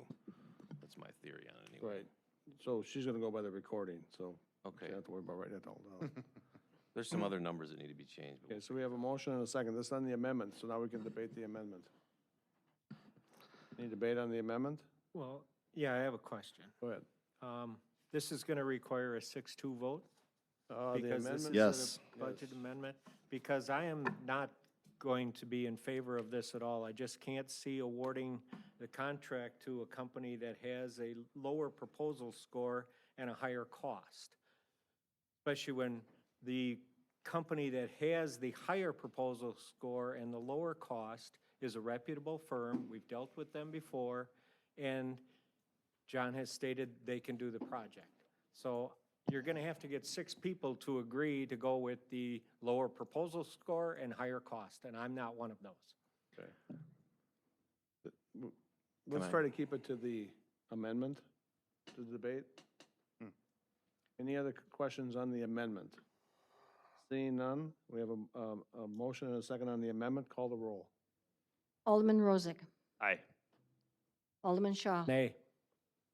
Alderman Ellis. Aye. Alderman Spiegelberg. Aye. Alderman Zwart. Aye. Alderman Stray. Aye. Alderman Kavieski. Aye. Alderman Rogers. And the motion has been amended to what Alderman Zwart had stated, which will be updated in the resolution. Now we can debate the regular amended resolution. Did you have a question, Kevin? No, I was just going to make a statement, but Derek, I absolutely have to agree with you. Once again, I'm not a lawyer. There's legalese, they kill me, and the one thing that I see here is that contract price may vary, and that just opens the door for so much. So I like the fact that we want to put a not to exceed. I do, I like that an awful lot. Any other questions, comments? Go ahead, Derek. To respond to Charlie's, is that I've been opposed to having the same firm do the design and construction management on major projects for years, and I'm not gonna, I would have probably picked the other firm, even if they're a little bit more. Not a lot more, but I like to see separation of duties. Go ahead. Yeah, I want to mention that also. I had asked a question while we were in the other room there, and it just seems weird to me that in one hand, you can have somebody do a project or design the project, and on the other hand, you can have somebody do the same audit. There's got to be a check and balance there, and there is not one at this point. There is not one. We need to stop that. Any other comments? Seeing none, we have a motion and a second on the amended ordinance. Call the roll, please. Alderman Rozak. Aye. Alderman Shaw. Nay. Alderman Ellis. Aye. Alderman Spiegelberg. Aye. Alderman Zwart. Aye. Alderman Stray. Aye. Alderman Kavieski. Aye. Alderman Rogers. Aye.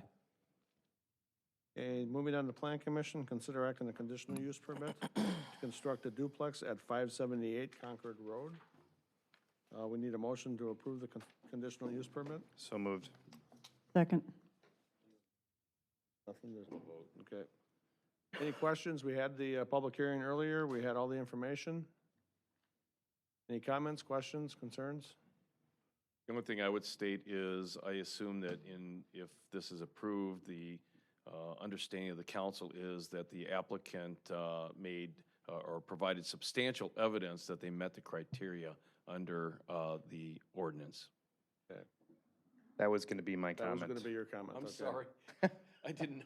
That's Well, fine. let me One say, lawyer, another lawyer. as an alderman sitting on the council, based on the evidence presented, questions answered by the applicant and by staff, I believe that there was substantial compliance with all zoning and CUP requirements to establish the duplex in the location chosen.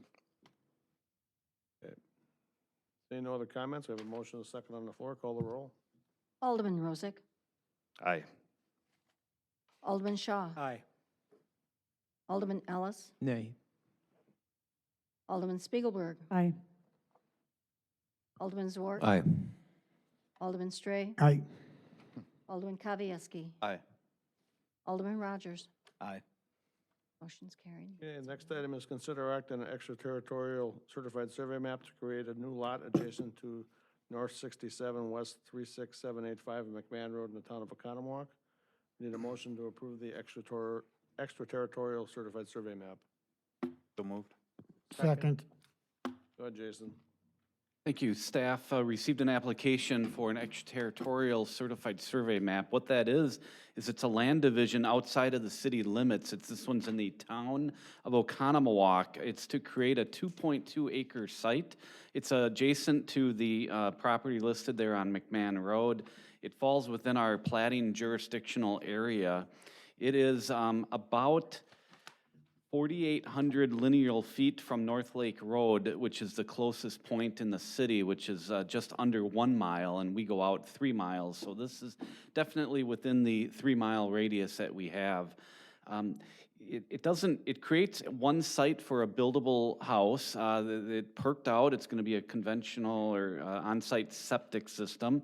It's currently a 6.1 acre site, so the remaining 4 acres will be transferred to the adjacent property. The family owns about 100 acres surrounding this, so it's just going to be merged in with the existing land.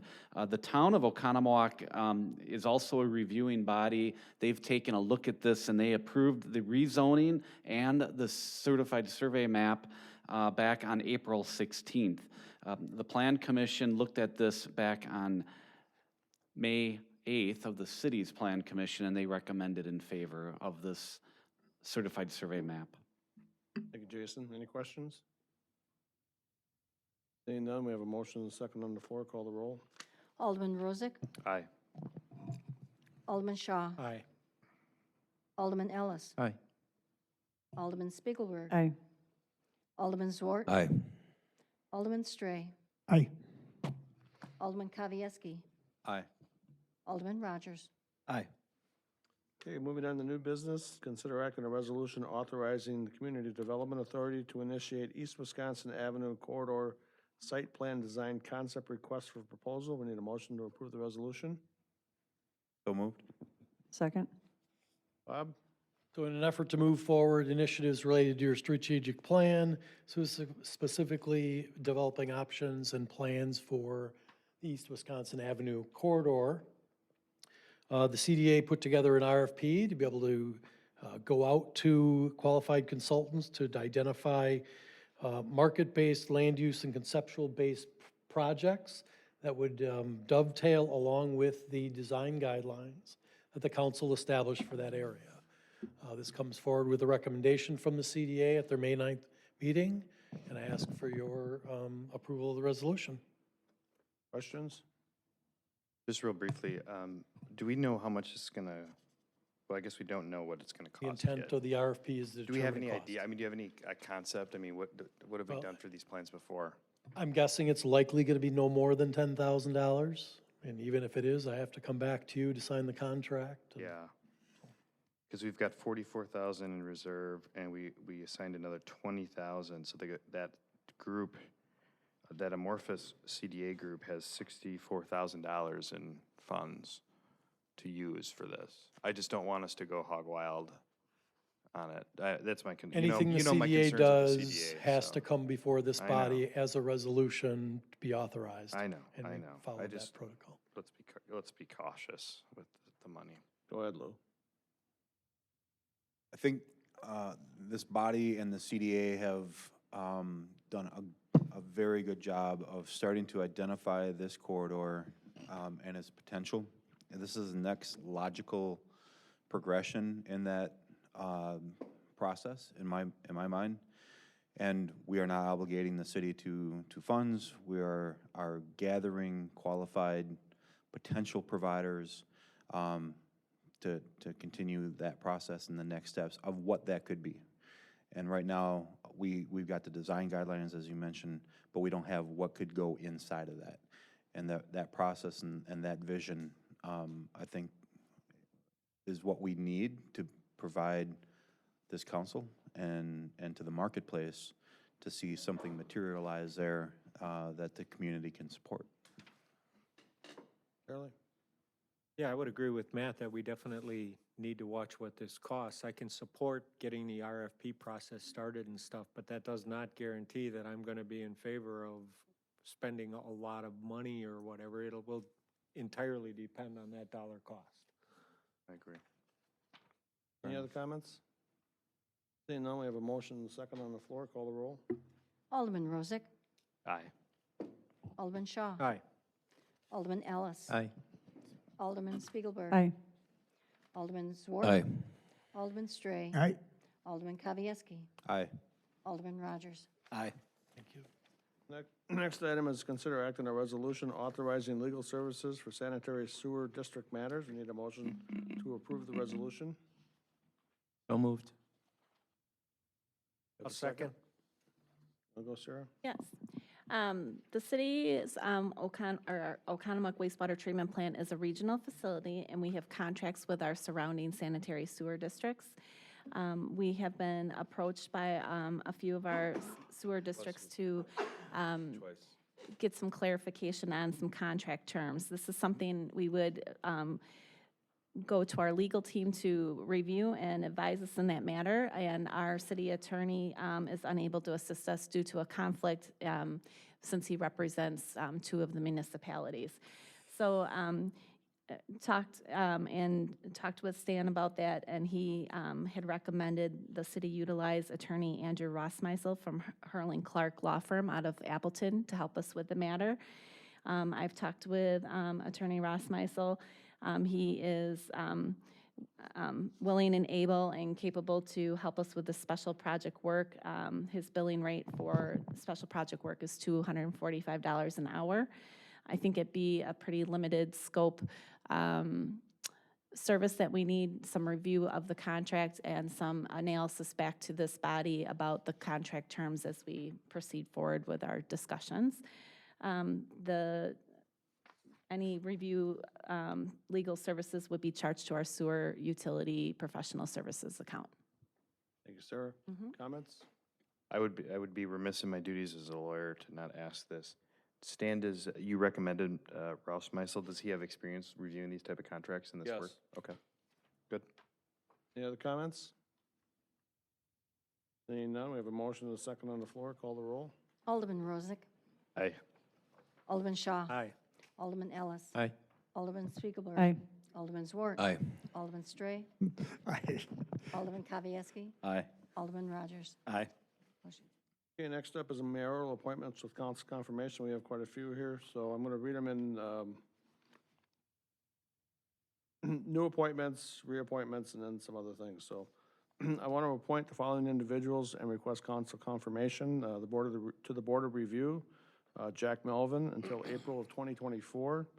The Library Board would be Jared Chapowski, April of 2022, and Western Lakes Fire District to the Fire Commission. Former Alderman Mike Miller to April of 2021. So I'd request a motion to approve these individuals. I'll make that motion to approve those individuals. Second.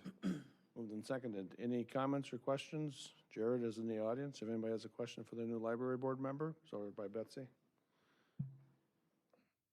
Seeing no questions, call the roll, please. Alderman Rozak. Aye. Alderman Shaw. Aye. Alderman Ellis. Aye. Alderman Spiegelberg. Aye. Alderman Zwart. Aye. Alderman Stray. Mike Miller. Aye. Alderman Kavieski. Aye. Alderman Rogers. Aye. Okay, moving on, I reappoint the following individuals and request council confirmation on these. There's quite a few here, so I'll read them off. Architectural Commission would be Kurt Schrang and Ann Krogstead till April of 2021. Board of Review is Bonnie Goodson, an alternate till April of 2024. Bureau of Economic Development and Tourism, Lori Boldig until April of 2022. Community Development Authority, Joe Kaczynski, Dave Mankey, and Stephen Carlson Jr. till April of 2022. Library Board, this is a reappointment, Matt Mulder till April of 2022. Park and Rec Committee, Joe Maroney and Scott Antno till April of 2021. Jimmy Hall and Lauren Whitnable till April of 2022. The Plan Commission, Dean Frederick till April of 2022. Police and Fire Commission, this would be Richard Mercier till April of 2024. Western Lakes Fire District to the Fire Board, Jeff Romer till April of 2022. The Western Lakes Fire District, the Fire Commission would be Diane Gard till April of 2022. And the Zoning Board of Appeals would be Kyle Driscoll, Ken Brothridge, and Bonnie Goodson as an alternate till April of 2021. So I'd like a motion to approve these individuals. So moved. Second. Questions? Go ahead. I'm trying to remember back to this 517 Lake issue, and was that the Architectural Commission that Yes. was unable to vote because they were conflicted? Yes. And Certain I think we members- discussed when that all occurred of whether we should consider whether we reappoint some of those folks who felt that they couldn't be fair to the folks. So I'm going to move to pull those two individuals out. I guess, I don't know if this is an amendment or if this is just a discussion about it, how we would do it, because we've now moved the entire reappointment class and have a separate discussion on them. Jason, I mean, did you have? Neither of those members being reappointed this evening stated that they would not able to vote on this. Oh, item. so those two said they would be That's able correct. to vote. Oh, okay. I wasn't Okay. sure which two they were, but I know two of them said they would, so. Okay, so those two said that they would vote if they had to. Okay, fair enough. Then I'll, my only other comment I would like, and I don't know if this is possible, I'd like to know how many appointments these people have been appointed, just out of curiosity. You know, has Bonnie or Lori been reappointed to that same position for like 30 years straight? No, some of them have. Some of them, what I do is I ask people if they want to remain. Yep. And most of them say they do. No, And that's great. I do take requests and applications, as you know. I took one from you. Yep. Yep. And that worked out. Good. So we looked through it, and we did make one change this year on the library board, so we do rotate people through. Good. No, I'm curious if we're still getting people, interested, because Oh, yeah. I try to encourage people to do this stuff all the time, and I We don't. get a lot of applications, and we do like to change things around. Okay. Any other comments? Seeing none, we have a motion and a second. Call the roll, please. Alderman Rozak. Aye. Alderman Shaw. Aye. Alderman Ellis. Aye. Alderman Spiegelberg. Aye. Alderman Zwart. Aye. Alderman Stray. Aye. Alderman Kavieski. Aye. Alderman Rogers. Aye. Motion's carried. And the next one is, I'd like to appoint the following individuals and request council confirmation as city, we'll take these separately. As city attorney, H. Stanley Riffle of the Municipal Law and Mitigation Group. Litigation, okay.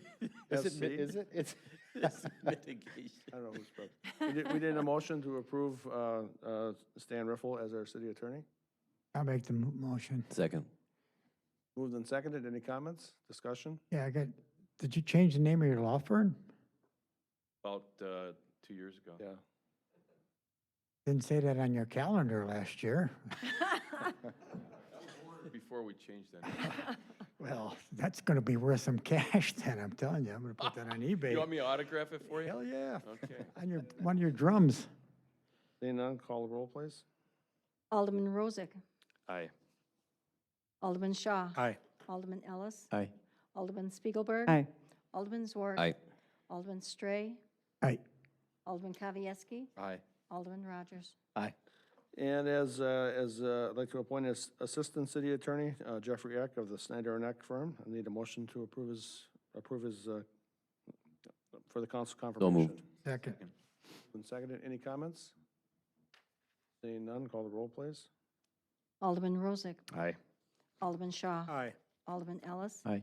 Alderman Spiegelberg. Aye. Alderman Zwart. Aye. Alderman Stray. Aye. Alderman Kavieski. Aye. Alderman Rogers. And I appoint the following individuals, and there's no confirmation for these, the ESCOM Controller, Charlie Shaw, and to the Bureau of Economic Development and Tourism and the Community Development Authority, myself. Okay, moving on, staff reports. John has a report. John?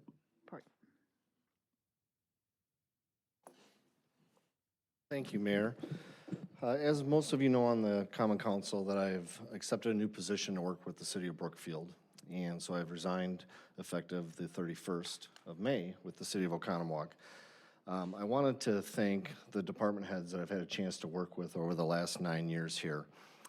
We spent a lot of time together evaluating policies, procedures, processes, and the people that worked with me as early as this morning to all the way back when I first started were always cordial, friendly, and have become friends of mine because they're good people. I also wanted to thank all of the staff members here in City Hall, down at the community center that I work with on a daily basis, to the seasonal kids that work in our park system, cutting grass, pulling weeds, picking up dog stuff. All the things that try to make our community and quality of life at a high level. They're good people, and I've been very fortunate. We've also had tons of volunteers and people that have been elected for positions over the 9 years, so I'm grateful for the opportunity to be here and serve this community. If you look back at time and you start looking at your story of the things that you do in a location, whether it's a teacher, a park and rec director, an attorney, whatever it may be, you always leave some type of imprint. And I think the imprint that I left here in the city of Oconomowoc leaves quality of life opportunities available for people for a long, long time. And I'm not one to take credit because it's fully a team effort, but I was appointed by the mayor way back in 2010 to lead this division and push those plans forward, and I think I've done that to the best of my ability. And I just want to say thank you in a public environment for all the support and the challenges that we've went through over time. So, Mayor, thank you. I appreciate letting me speak tonight. Thank you, John. Any other comments? Yeah, I just wanted to follow up with that. We appreciate John's contribution to the community, oversight on a lot of different projects that will serve our community now and into the future. And we want to thank John for his dedication and wish him the best. Thanks, John.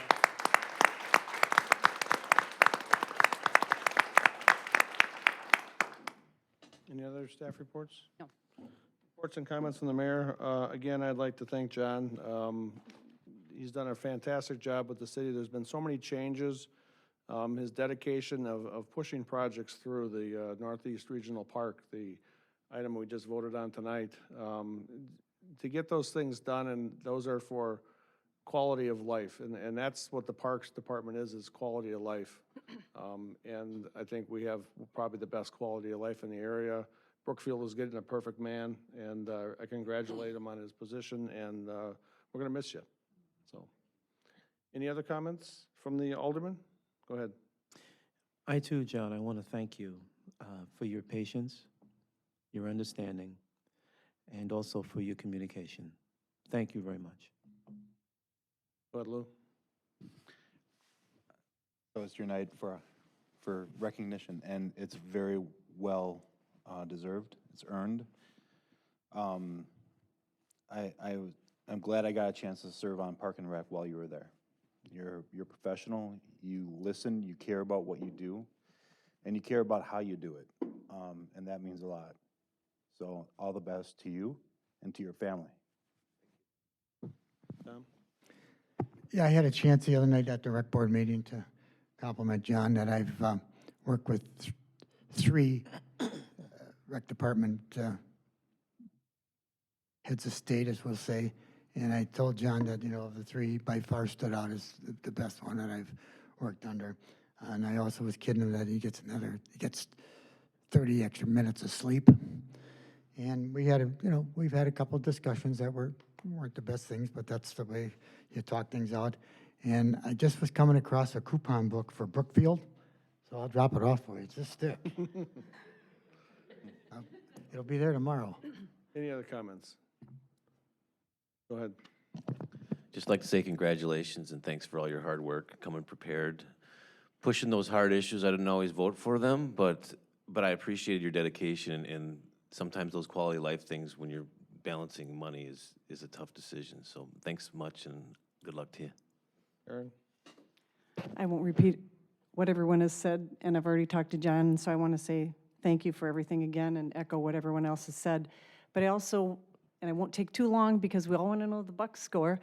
But I want to give a shout out to Betsy Black, our library director, and two of her staff members, Caitlin and Jenny, because last Thursday, my daughter, who is a second grade teacher from Muskego, found themselves out here for a field trip at Imagination Station. And if you can remember what happened last Thursday, we had a torrential downpour. My daughter called me and said, what are we supposed to do now in Oconomowoc? And I said, well, let's give the library a call because your second graders are big readers and they love to read.